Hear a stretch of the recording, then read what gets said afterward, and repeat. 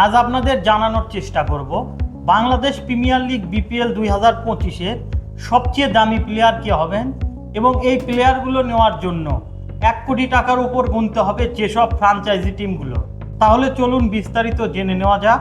Bangladesh premier লিগে আগামী সিজনে মেহেদী হাসান মিরাজকে নেওয়ার জন্য 1 কোটি টাকার উপর গুনতে হয়েছিল ফ্র্যাঞ্চাইজি দলগুলোকে। আর এবারের টুর্নামেন্ট থেকে বিদায় নেওয়া দল কুমিল্লা ভিক্টোরিয়ান্সের wicket keeper batsman Liton Kumar দাসকে নেওয়ার জন্য উঠে পড়ে লেগেছে নানা সব ফ্র্যাঞ্চাইজিগুলো।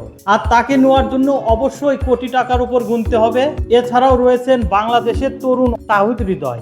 এই তাহিদ হৃদয়কে নেওয়ার জন্য ফ্র্যাঞ্চাইজিগুলোর গুনতে হবে 1,50,00,000 টাকা। বাংলাদেশের এই দুই সুপারস্টার লিটন কুমার দাস এবং তাহিদ হৃদয়, এই দুইজনকে নেওয়ার জন্য উঠে পড়ে লেগেছেন চট্টগ্রাম কিংস এবং রংপুর রাইডার্স। এরপর রয়েছেন বাংলাদেশের আরেক অভিজ্ঞ ফাস্ট বোলার মোস্তাফিজুর রহমান। আর এই মোস্তাফিজুর রহমানকে তো আপনারা সবাই চেনেন, তিনি আইপিএলের চেন্নাই সুপার কিংসের হয়ে খেলেন এবং তার আইপিএলের সর্বনিম্ন দাম হচ্ছেন 2 কোটি টাকা।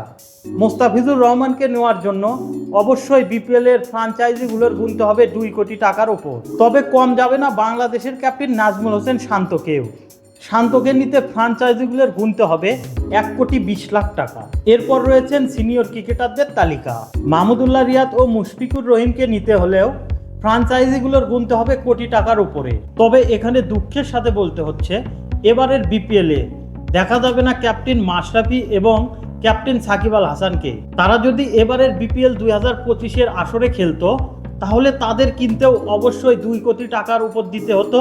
তবে সব কিছু ঠিক থাকলে ধারণা করা হচ্ছে এবারের বিপিএল 2025-এর আসরের সবচেয়ে দামি ক্রিকেটার হবেন মোস্তাফিজুর রহমান। প্রিয় দর্শক, সব কিছু মিলিয়ে আপনাদের কি মনে হয় কে হতে পারে এবারের বিপিএলের সবচেয়ে দামি ক্রিকেটার? অবশ্যই আপনার মূল্যবান মতামতটি আমাদের কমেন্ট বক্সে জানিয়ে দিন।